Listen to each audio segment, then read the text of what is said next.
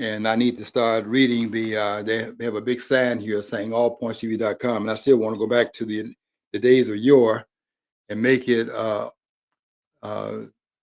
flinttalkradio.com. That was our previous name, and we are beginning to build upon that, and we're now allpointstv.com. So I think that's a move. That's a one level above that. I need to remember that. Stop going back and trying to reinvent the wheel like I'm like I'm doing. I chose today this topic because I want to delve further into an area that many people claim they have the training in, and I don't see any evidence of it. Quite frankly, on with these television scholars, they keep saying that they're constitutional scholars, and that's what the claim is. They don't. I don't see any evidence of it, and I'm just telling them I don't see any evidence that you're a constitutional scholar, and you make that claim, but you don't make it here, and you don't say anything about the claims that I'm making because you're not qualified to come behind me and make the claims and to make the counterclaims to the claims I'm making, because I'm making the claims and you're making the counterclaims, and you're not qualified to make the counterclaims because I'm contradicting what you're saying on TV, and I do not agree with what you're saying on television, but you can say it on TV because you're saying that to the layperson. I'm not a layperson. I want a person to know that, and you're not going to say the things to me, to my face, that you're saying on television. Because it's not going that's not going to fly here. And I wrote a post today where let's see, did I call? I don't think I didn't call. I normally like to call names out because I don't like to talk behind people's back, and I want them to know who I'm talking about when I'm writing these posts. And I write every day on Facebook. I'm the only person in the country that writes every day on Facebook, and none of the national writers that are writing in the posts that I read. I do read some of them, and they write weekly. I read, and there's some that I don't have to call the names out because I don't want to tie and feather them. But there's some that I read. They come out weekly. They have a weekly post that comes out. I like to read the Drudge Report, and they used to have a list of the person that would write. I'm not sure if they're doing that anymore in the Drudge Report. They don't do that too much. I don't think. I can go back and look at it again, but I go and I read the Drudge Report. I think it's a different report than it was before. I don't know what happened to Drudge, but this man fell off the cliff somewhere.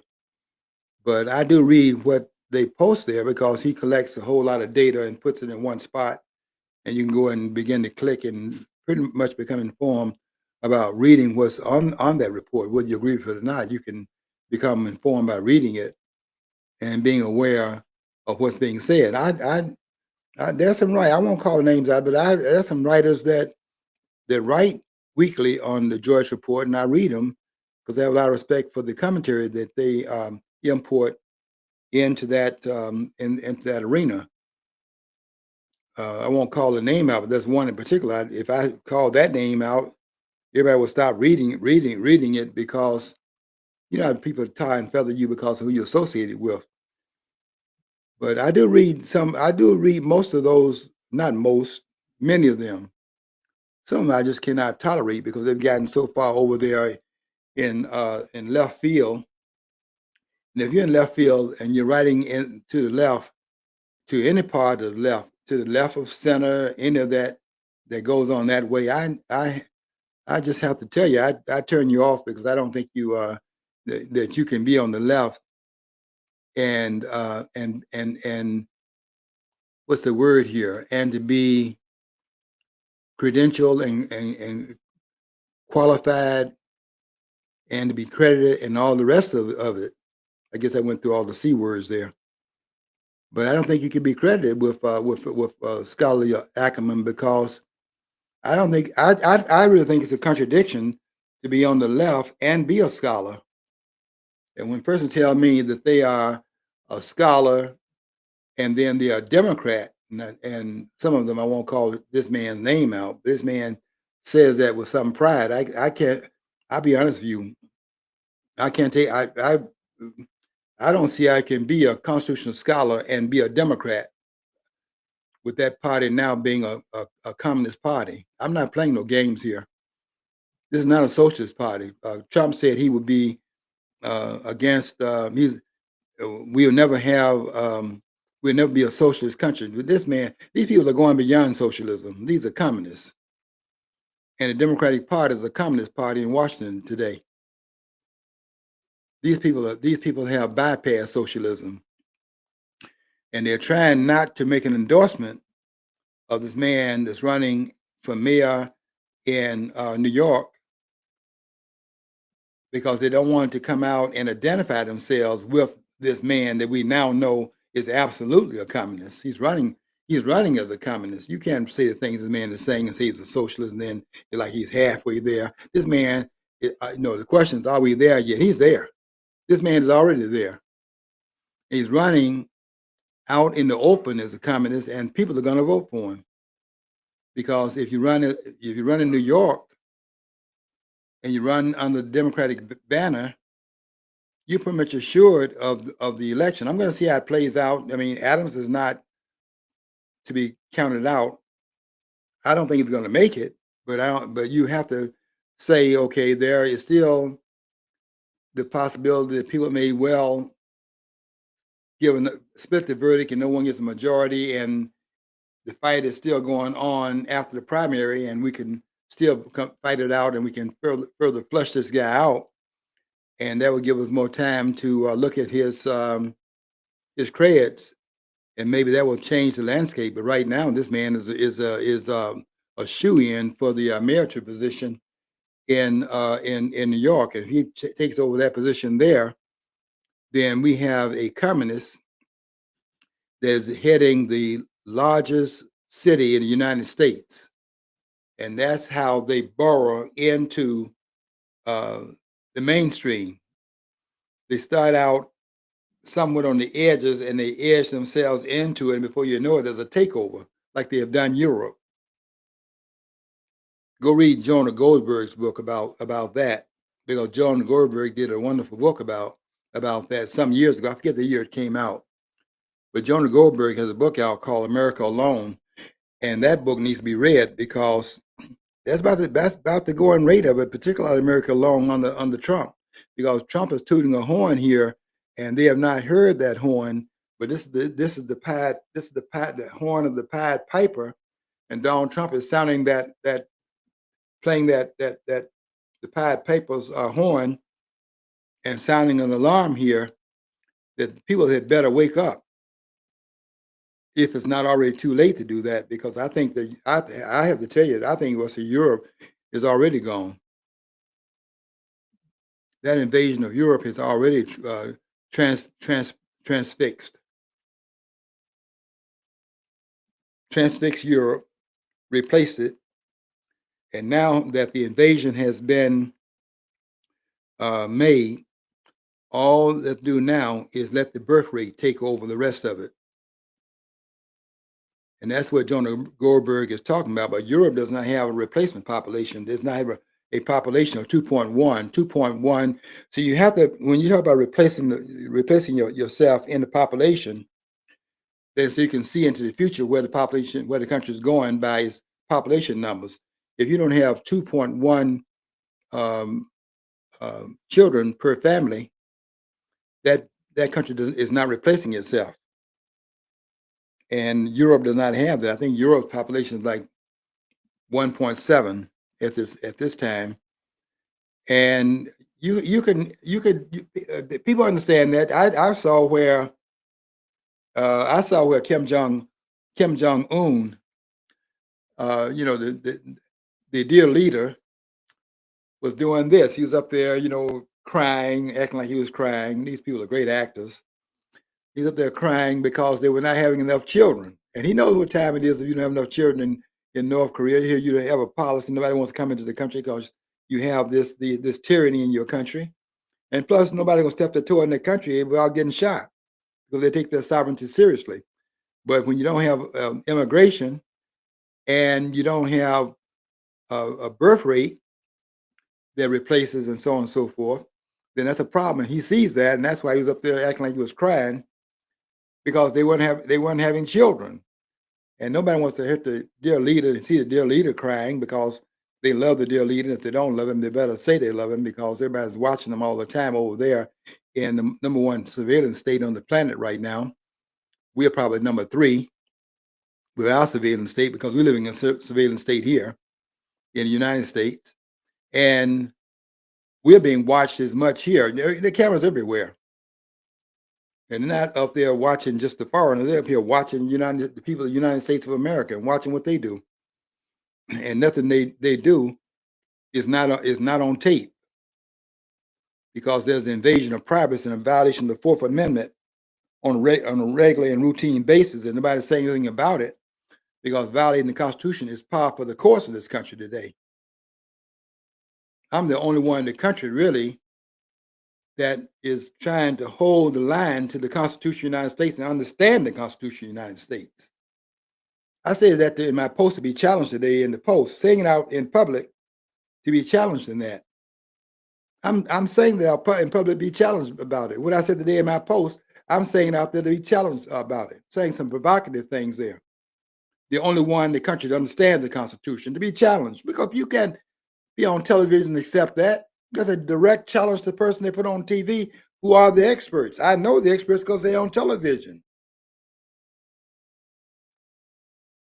But let them come on here and say, but let them come on here and say what they see on television. They say it on TV very loudly and very consistently over and over again because they use the same people over and over again. Let them say it here, and let us see if what they're touting on TV can be sustained. I'm saying it cannot be sustained. And they're saying, obviously, by them saying it over and over again, they're saying it can be sustained because it's staying in themselves. I mean, they asked Shapiro the other day. They brought him up in front of the Congress. He was doing a great job of testifying. And they asked him some comments that they agree, and he was saying, "Yes, I agree with myself." I mean, they were making a fool of themselves asking this man those kind of questions. And he was telling them, "Yeah, I agree with myself. That's what I said. I agree with myself and what I said." He was very, very clear about his own thoughts, and you have to give. He's not the dumbest person they put on TV, and I give him a lot of credit for standing his ground because the people living in that. When you have a person, I just have to tell you this. This is a side point. For this man to be interrogated by every swab whale, you got to give me a break. For this communist to be up there interrogating a man who is carrying the flag and have Eric, the traitor, swab whale, being the person that is asking them questions. It was comical to watch it because Swalwell is another one of those persons in Congress that's guilty of treason. These people are committing treason in this country. And I'm qualified, dyed in the wool, to call them on it because I know treason when I see it. I know when it's a violation of Article 3, Section 3 of the Constitution, and that's a violation about what they're doing in Washington right now. I'm telling you that these people treason is no treason is no longer odious in this country today. It's amazing how much of this treasonous conduct is acceptable in this country today. It's amazing to me that it can go on like it's going on, and those who are committing it are accepted, and the ones who are trying to stamp it out and put a stop to it, they're the ones who are the pariahs in the country. And they're out here trying to say Trump is doing this and Trump is doing that. And they think that we're going to fall away from it because we support Trump, but do not agree with him on everything he's doing. And I do take exception to some of the things he's doing. And they're taking him to task in some of the posts that I'm writing about it. And I wrote a post about it today, where I, in one hand, credit him for the things he's doing, but at the same time, taking him to task for the things that I know that he's outside of his the orbit of the presidency about what he's doing. And on those things, I'm gonna call him on it, just like I do everybody else. He doesn't get a pass here like any of the others don't get a pass here. No one gets a pass. They don't get a pass here, folks, if they are not following the Constitution of the United States. And no one in the country knows it better than I know it. And I say that in the face of all these scholars out here. And what are they going to say? They're not going to say anything.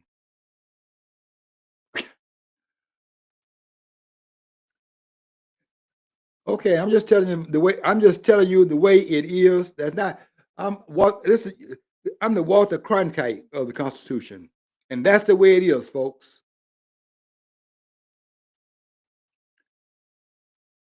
And the eyes have it, and let the nays stay.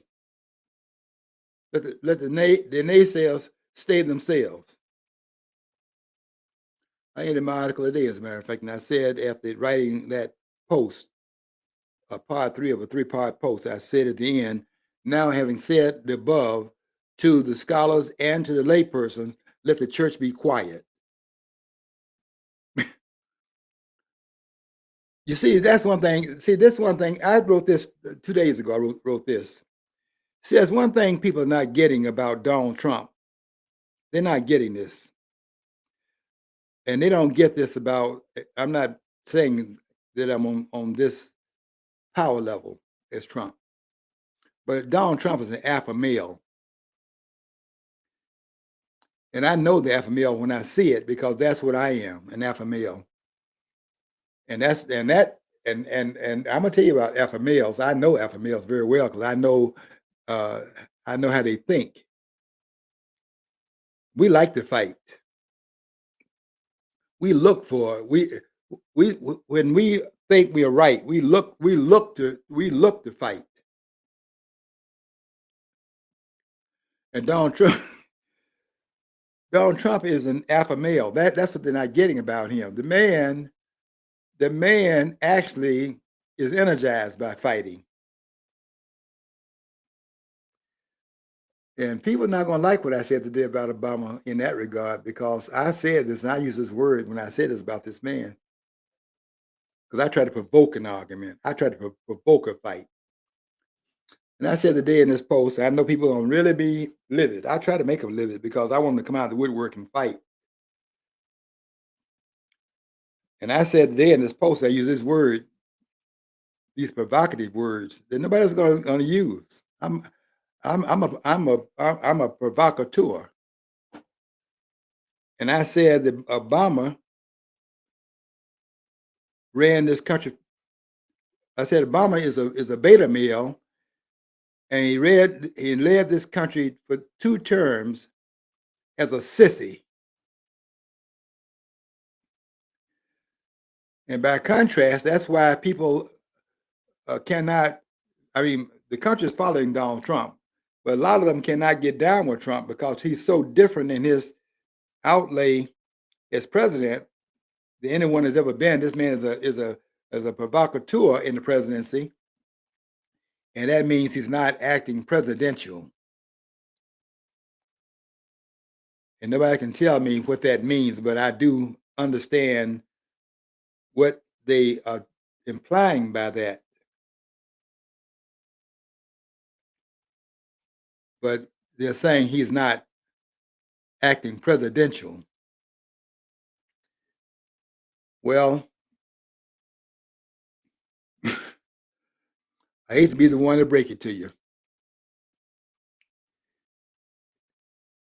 Anyone, according to the Constitution, and listen to me close here, anyone that's acting in the presidential office is acting presidential.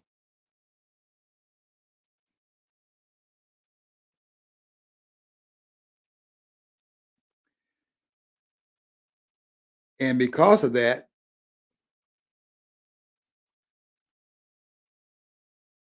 that's why you're not going to be able to come against them and bring them to charge about how they handle the Oval Office when they're president, unless you go through the process of doing that while they're in office. That's why you are not going to be able to do what needs to be done. And I would call for it to be done based on the violations of Donald Trump.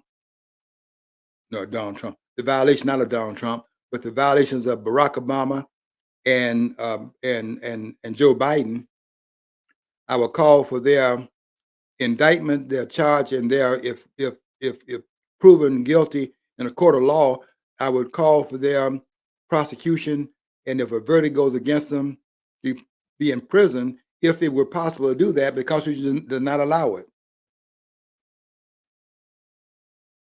Otherwise, I would be calling for it because they deserve imprisonment, both of them. But you can't do it because we got a Constitution of the United States. And it forbids any of that behavior going on in the aftermath of their presidencies. The framers were too intelligent to leave a president hanging out there like that after they leave office, because they understood how politics operates. And they understood how picky unity these politicians are about being vindictive enough to look at how vindictive they are now. And they were just too smart to leave a president hanging out there. That's why they put in place those particulars that you have to go through, protocols, in order to get to the president, both in office and out of office. You understand that, you scholars?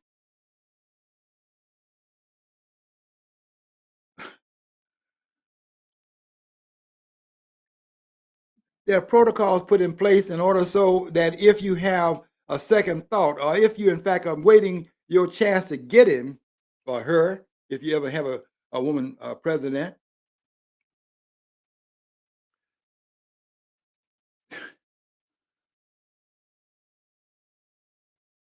I won't go into that, because they're going to that, I know I'm going to create some problems. Not that I'm against creating problems, but that's a problem for another day.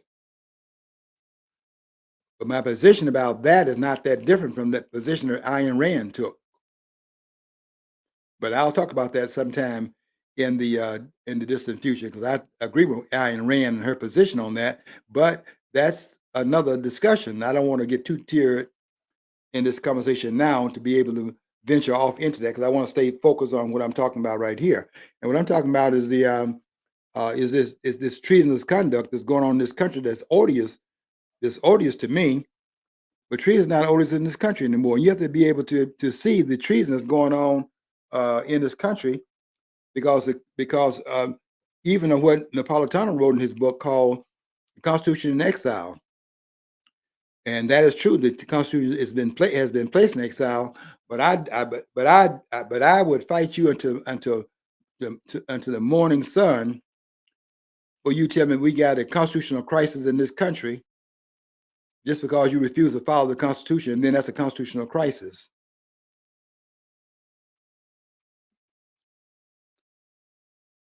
There is no constitutional crisis in this country. What we have here is we have an institutional uh, uh,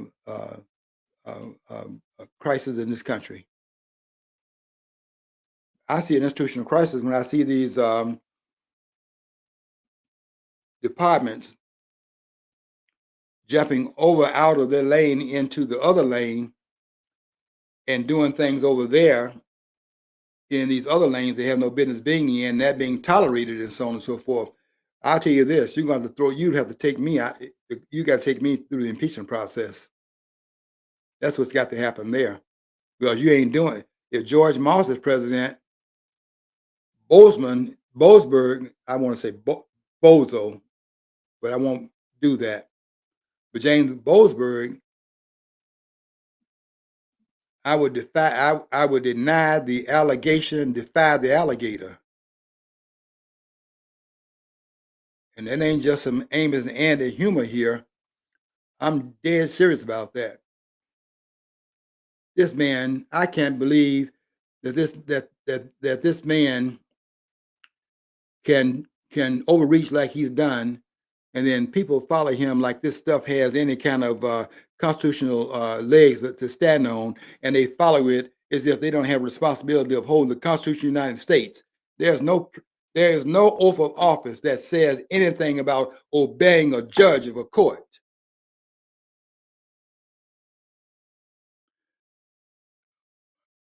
I'm trying not to get too. I hope I don't get too emotional here, because that to me is almost, I'm gonna say the word here, blasphemous. That's blasphemy, to act like a judge that's appointed to his position, as Boasberg was appointed, and have the judge who's appointed to his position, now not elected by a single vote in the United States of America, and here's the president of the United States, the only office holder voted by the whole people, and is the commander in chief of the entire country, and the president that only the voters singly vote for, where they vote in segments for all the other office holders, but the president, everybody has buy-in in putting him in office if they can vote in this country. And they have a judge that's appointed to tell the president of the United States what he can do and what he cannot do. Folks, that really is treason. That's treason, because that's not allowed by the separation of powers in Articles 1, 2, and 3 of the Constitution, and that's the foundation for the rest of the document. That's why it's placed there in Articles 1, 2, and 3, to get the document off the ground. And starting with that, it starts out with the separation of powers, because that comes out of their declared vision, the vision they declared in the Articles of Confederation, and they came out with an understanding that that is what needed to be done, and they had found another way to do it, and they did that at the outset of setting up the document to take the place of the document they were throwing out, because they understood where they made the mistakes, but they did not make a mistake in terms of they had to tap power down, and that's what they tried to do. That's what they intended to do. I said try to do. They did it, but when you throw the document out, then of course you throw the baby out with the bathwater, and that's what's happened here. They've thrown the Constitution is in exile, and those who place it there are traitors. You cannot be operating in Washington against the Constitution and not be a traitor to this country. These are traitors, and they're out of the woodwork holistically. So in the Democratic Party, but they're not too far behind the Republican Party either. And I wanted to credit this the discussion day. I wanted to title this idea the traitors, the treasonous administration, the treasonous administrations of Barack Hussein Obama and Joe Biden. And both of them are guilty of treason based upon the standards set in the third section of that article under the Constitution of the United States. They fit that definition of treason. The only crime in the Constitution defined in the Constitution is treason, because if you read the Constitution, that's what they were mostly afraid of. The fact the government would begin. You see, if you read Federalist Paper 51, you'll see that was written by Madison, and the fear was that the government would what do you do when the government becomes that? And so that's why Madison was writing that we have to set the Constitution up to stop. We have to set the law up to stop the lawbreakers, and we have to set the Constitution up in order to govern the country, and so on and so forth, and set up the intricacies of government. But then after doing that, we have to put the parameters around the government so as to stop the government from its conduct. Because when that happens, it's really bad, because they have the weaponry to wield the power to get away with it more so anyone else. And the only way you can actually rescind that is to rise up against them, and if you don't have the Second Amendment, you see that's impossible to do, because they will collect all the guns, and then how do you rise up if they're in fact in violation of that? And that's what they keep creeping toward, trying to get that, because that's the intent that they have. But I don't think the American people are going to fall for it because it's too many guns out here, 300 million guns out here. And that's a stop, and that's a full stop on these tyrants in Washington right now because they're engaged in treason in this country. You can take that to the bank and tell them that I said so. Write that down and don't forget to tell them where it came from. Because I know what's going on in this country. I know what they're trying to do in this country. You don't, in fact, place the Constitution in exile if you, in fact, to abide by it and abide by the framers. And that's what they keep dumping on the framers and trying to muddy up who they were. They was 17 to 19 of them were slave owners. George Washington was a slave owner, and things like this little picky unit stuff. I write about it because I want to put everything in context. And I was saying today that George Washington was a slave owner, but was he a slave owner when Barack Obama became president? So he's a slave owner. So what?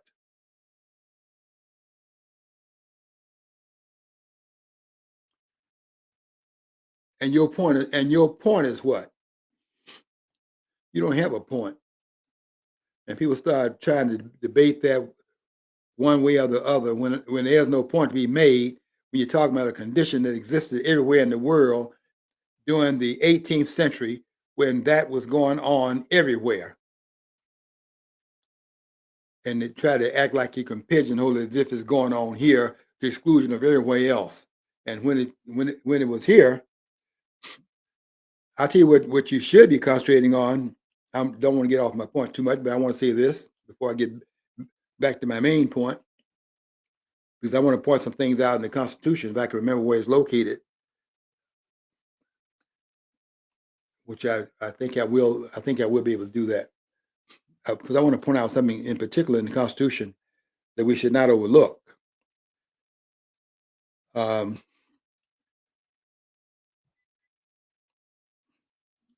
So where am I in terms? So where am I in terms of unraveling this this onion? I think I'm at the point now of saying that in the framers setting up the country and so on and so forth, they were slave. There were 17, 19 of them that were slave owners, but how great they had to be writing something down that was against their own practice. And that's something that needs to be looked at.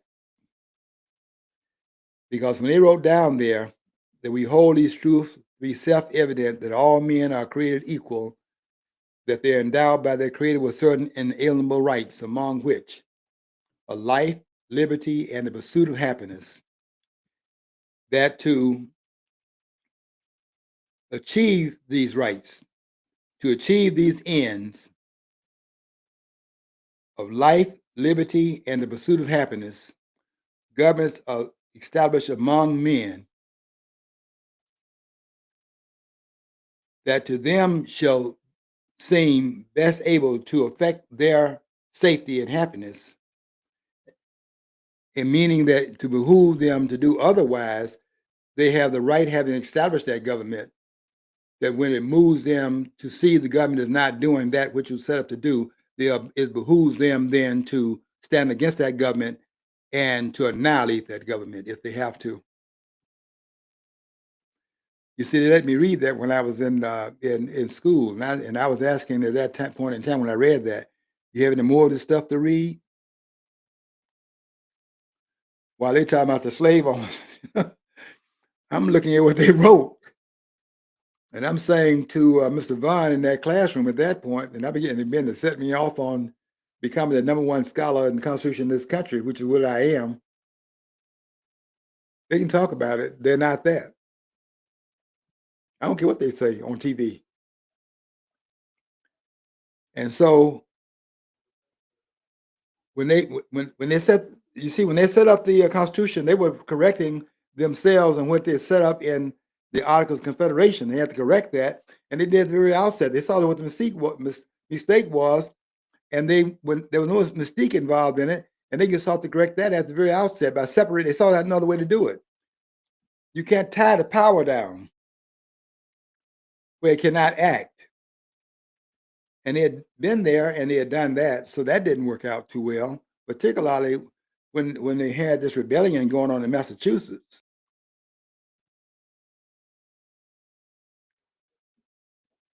and so they had to rectify that, and they did that at the outset. And for Boasberg to come behind them like they didn't do that, and then act like he can rescind that in a voice of a appointed judge, and he can come behind the framers and annihilate Articles 1, 2, and 3 with one fell swoop, and him making an argument and setting out conditions that a president can move in and cannot move in, and he's singularly doing that. I'm telling you right now, it's time to stand up against this man. And you cannot take an oath of allegiance to the Constitution of the United States and let Boasberg do what he's doing. And I call for him to be removed from the judgeship as a result of what this man is doing. But in the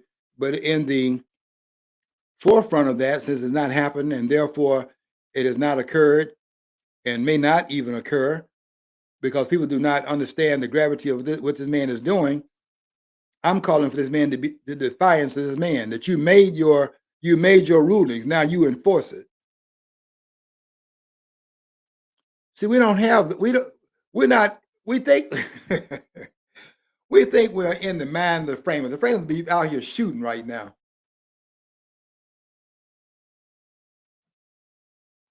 And they would not be shooting with those muskets either.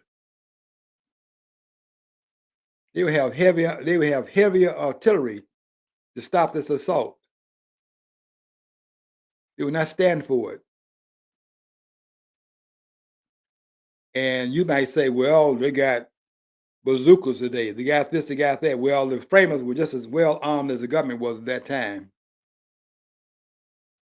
And they would not be calling for the arming of the people to be less armed than their government is.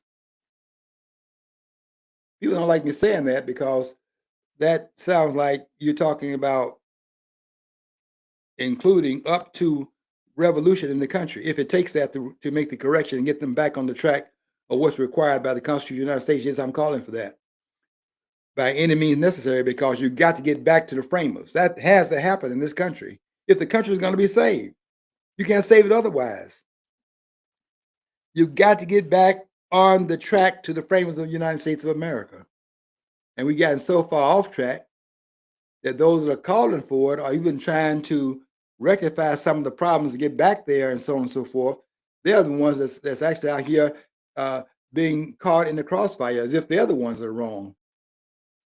You got to read about what I wrote about Trump today. I wrote about Trump and said that he's on the path to greatness. But I have to tell you this, that's the closest he'll ever get to it, on the path to it. On the path to it now. But he would never arrive at greatness because there's only one great president this country's had, and there's only one president that belongs on Mount Rushmore, and that president is George Washington, and he belongs up there by himself. That means to pull all the three presidents up there down. I'm not calling for the pulling down of Jefferson, pulling down of Theodore Roosevelt, and pulling down Abraham Lincoln. I'm not calling for that. I don't call for the pulling down of the country's history, but to edify the history and pull it and understand it, but make the correction in the process, because it needs to be corrected of where there are no perfect people and there's no perfect past, and there are corrections being made about what has happened in every quantum of the past, and we need to make the corrections where the corrections have to be made. And I'm correcting them in terms of them putting 4 people up there on Mount Rushmore. My stepson came over to my house today, and we were talking. He told me this fight coming up on the 13th is going to be free on Netflix. I was saying what? But the point I'm trying to make is that they're trying to say that if Crawford wins this fight against Canelo on the 13th of September, they're saying that's Mount Rushmore if he beats Canelo, because that's never been done before. Moving up all those steps, jumping over two weight classes to get to the super middleweight class, 168-pound class, and then if he beats Canelo, he's Mount Rushmore. You're not Mount Rushmore. We need to stop talking like that. We talking. We don't have no respect. We don't have respect in this country. That's totally George Washington, Mount Rushmore. You got it. Nobody else up there, and no boxing up there on Mount Rushmore. Don't talk about putting on. Next thing I know, be talking about putting Bob Hope up there, or maybe who would that? Who would be the other person that uh, uh, some actor in Hollywood? Uh, nobody else belongs up there. Uh, no actor. No, you can't. You not no Reagan. No, and Trump, as I said in the post today, is on the path to greatness. We're not on the path to Mount Rushmore. I mean, you're not gonna like me saying that. Are you crazy?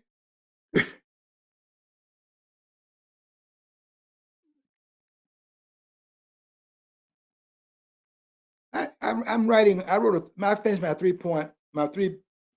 part series today, and I was saying what really launched Donald Trump's campaign for the presidency. Everybody's talking he came with the escalator June 15th. June, I forget the exact date. I think I know it's 2015, but I may not have the date right. I know it's in June 2015. They have to go and get the date. I'm not as quick as I used to be. But that's not when Donald Trump decided to run for president of the United States. Donald Trump decided to become president when he was at that correspondence dinner and he attended it, and Obama went up one side of him and down the other in 2011. That was the time when Donald Trump decided to run for president. And I wrote about that as part two of this three-part series. I wanted to lay out what Donald Trump said that was inflammatory and vindictive, caustic, I think was the word I used, caustic and vindictive that he said in those very vicious comments he made. And there was a lot of yuck, yuck, yuck going on and things like that. But there was one person in that audience. I went to look at the tape to see it again. I think I've seen it twice just to see the reaction of this alpha male sitting there being taken down by this sissy. Shut up.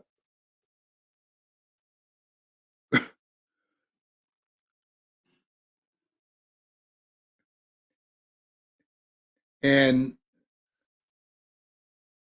everybody was laughing, yucking it up, and all the rest. But Donald Trump was sitting there livid. You can see the wheels turning. And it's at that point in 2011 that Donald Trump decided, hadn't thrown his hat in the ring yet, was on the edge of that fence, not sitting on the fence, on the edge of the fence now, getting ready to jump off the fence into the arena. And 4 years later, that's when he made the announcement. But the decision that was being contemplated was 2011, and that's when Donald Trump was getting ready to get off the fence and run for the presidency of the United States of America, and became Obama's worst nightmare, and became the successor. This is the irony of it. Became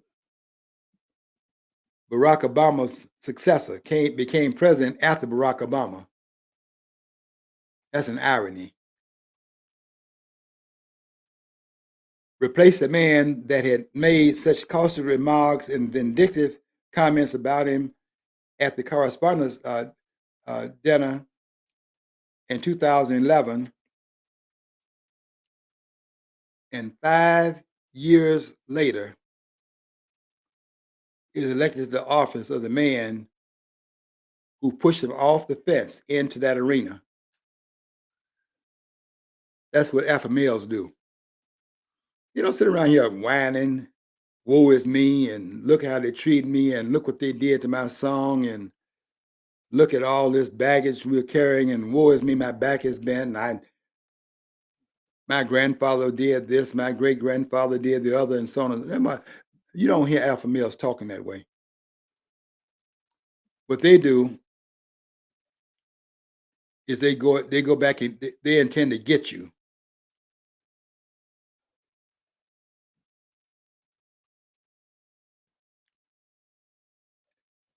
When Barack Obama was the reason why he was taking the task at that dinner was because he had raised a question about Barack Obama's presidency and raised the question of whether or not he was eligible to be president. He was singing a note, but the note was being sang in the wrong chord.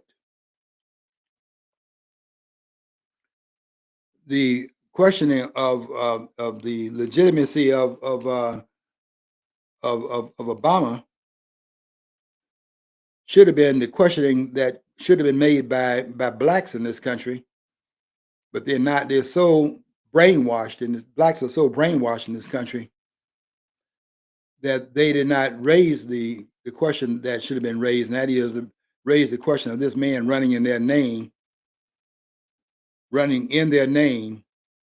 as if he has some orator with the cotton fields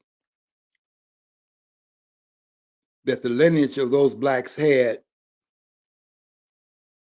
to the presidency, based upon the fact the country is now ready to openly declare, because we've had black presidents before that,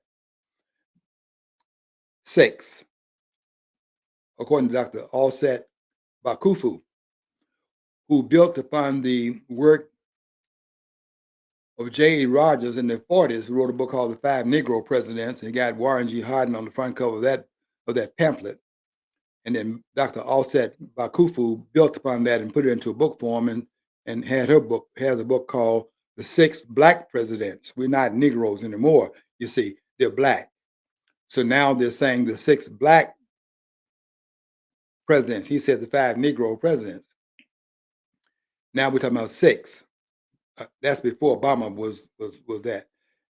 And I came out, I'm the only one saying this in the country, but I said that Obama, if he is in fact going to be a black president, and this is where I would make a charge against him, not about the birthright so much that issue, because that is so much conjecture there. There are some claims that can be made against it based upon Article 2, Article 2, Section 1, Article 2, Section 1, Clause 5. I'll read that to you. If it's not there, I'll eat it. I'll eat it. Article 2, Article 2, Section 1, Clause 5, which sets up the birthright citizenship to the presidency of the United States, and establishes only one condition where that will work differently, other than you have to be a natural born citizen of the United States. And there's only one place in the Constitution where it makes a distinction from that to be different from that to apply in every other case. And that was because when the country was founded, there were some people that were born in the country as subjects of the British, and therefore they were not natural born citizens of the United States, because the United States did not exist at that point in time. And that's why the framers, these people understood what they were doing in that room. And that's what they wrote in Article 2, Section 1, Clause 5 of the Constitution, what they wrote. I'm going to read it to you, because you're going to say that you don't think I know what I'm talking about. And I'm going to show you that they don't know what they don't know what they're talking about. Article 2, Section 1, 1, 2, 3, 4, 5. Here's the fifth clause.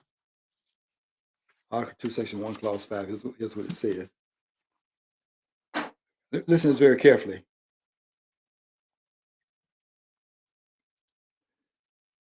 Listen to the framers now. These people not playing no games here. They're in their room. These are thinkers in that room. The greatest collection of thinkers in one place in the history of the world is in that room. And people should be in awe of that, because the world had never seen anything like it before, and they've never seen anything like it since. And that's why they are duplicating it. You can't get people in the room to bring a common document like that out of nowhere and create it like they did. And so in Article 2, Section 1, Clause 5, here's what it says. Listen to it very carefully. No person except a natural-born citizen, or, listen to this caveat here, or a citizen of the United States at the time of the adoption of this Constitution shall be eligible to the office of president.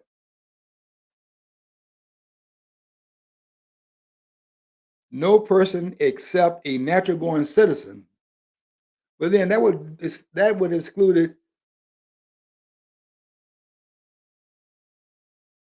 George Washington, because George Washington was born in 1756, and therefore we don't have a country at that point. The country was born in 1776, so that would exclude George Washington from being president. So to include those persons that were British subjects, which what George Washington was, to include him as being eligible for the presidency under the birthright privilege rule, to be taken very seriously and to be guarded against, they made clear that should not be a prohibition. And that's why it says no person except a natural-born citizen or a citizen of the United States at the time of the adoption of the Constitution. That's why they put that in there. So that George Washington, the first president that was actually born on American soil by the terms of the 1776 foundation of the country, the first president in that regard was Martin Van Buren, who was elected in 1836. But they wanted to include those persons that were born prior to the country being established. Shouldn't exclude them. It's not their fault. They were born before the country was birthed, but they were born before that. But to include them, that's why they put Article 2, Section 1, Clause 5 in the Constitution, to make it inclusive of those persons. But there are only one in which that exception can be applied. And anybody that's running for president is not born in this country and have natural birth in the country, and not natural birth in the country, to run for president and then have that as a stain against the person running, that person is committing treason. I'm not saying Obama is doing that. I indict Obama for something very different. I don't think Obama should be running for president as a Black American and claiming those cotton fields, because his daddy was never an American citizen in this country. And for him to run as a Black American is inappropriate. He runs in Kenya, he can run as a black person. He runs a Black Kenyan, but in America, it'd be eligible for the presidency. He's running because of on his mother's side. And that means he's got to run as a white American. I make that claim, and nobody else is making it, and none of them can say anything about that. They're not coming out here saying anything about that. In fact, a lot of them have now joined. You'd be surprised how many of them have now, because I'm not backing down. So some of the ones I see them coming over there asking for friendship now. I give them friendship. I want to credit them more so than some of the others. But you'd be surprised at how many of them now coming asking for friendship after some of the things they said. I don't take it personally, because I understand they're not qualified. I didn't take them seriously. They hurt my feelings. I don't get hurt. Uncle Remus, Uncle Tom, you see, look, man. Look, man. Look, woman. That don't work here. That's nothing but projection.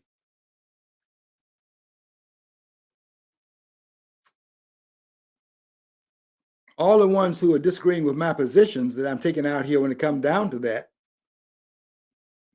I hate to tell you this, and that's all the ones over there claiming some type of black authentic authenticity authenticity. Yeah, uh, John McWhorter's book. Those that claim to be authentically black should read James. Should read McWhorter's book.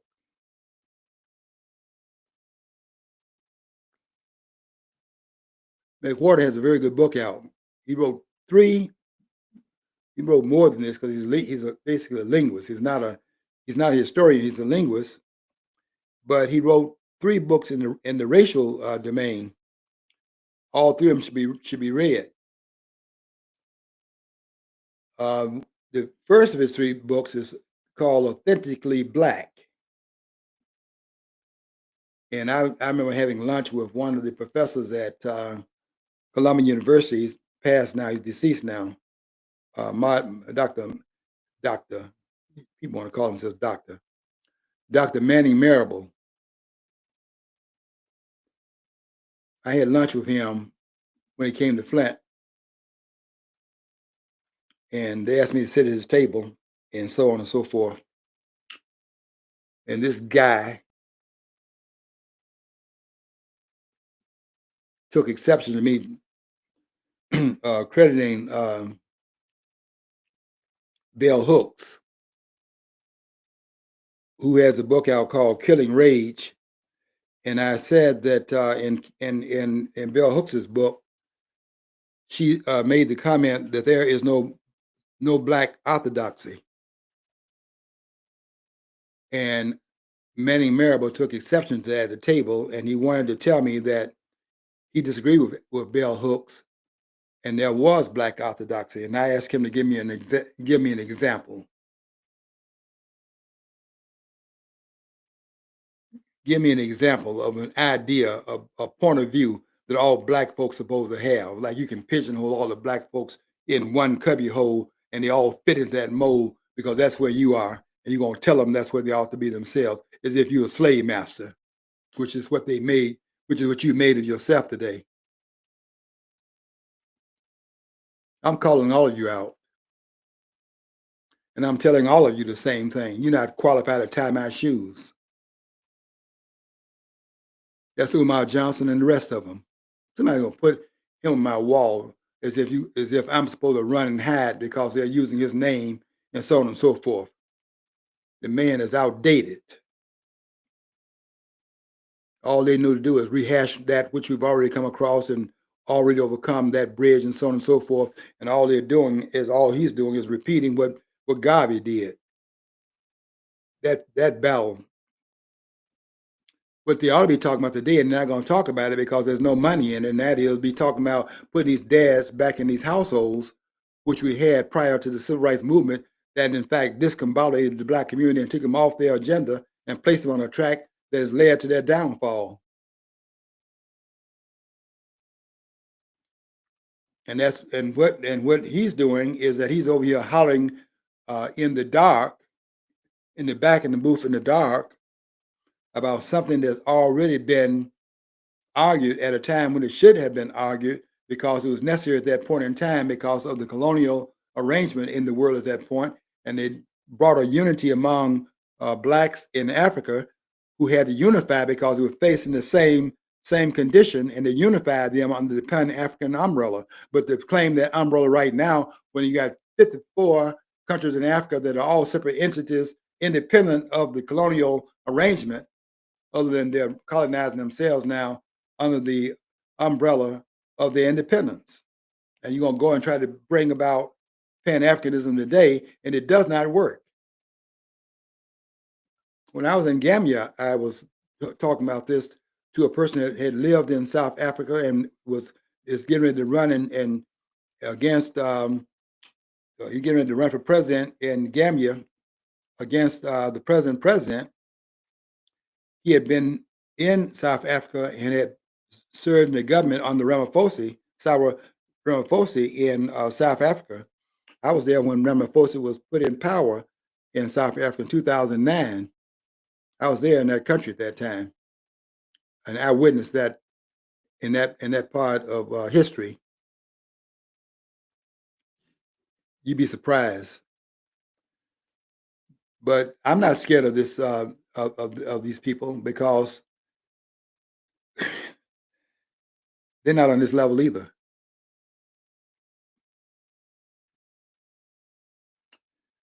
You can take it that you can take that or let it alone.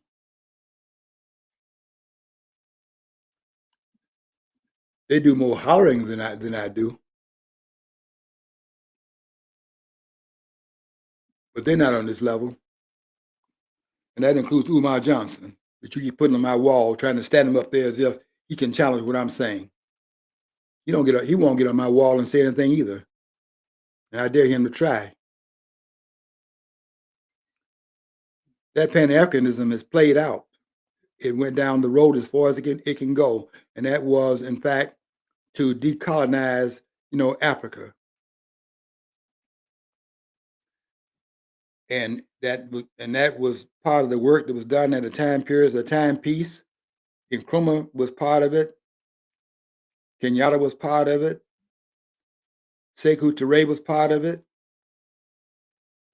Gabi, who called himself the provisional president of Africa, which was really quite astonishing. But he's outside, and so he saw himself as being over, being the provisional president, as if he can be the president of Africa. Africa, there were 54 countries today, and you're gonna be president of Africa. I had a person that said that when I went to Africa with some students, and she stood up there and asked, "When are we going to have a president of Africa?" You got to be, look, look. Let me see you have a president of Europe. These are games. Umar Johnson calls himself the Prince of Pan Africanism. You see, we had the provisional president of Africa. Now we got the prince, and then we're going to have what comes next. They'll keep on repeating this because they don't know what the next step will be. The argument today, the biggest thing today, is get these dads back in these houses with these children. That's the fight.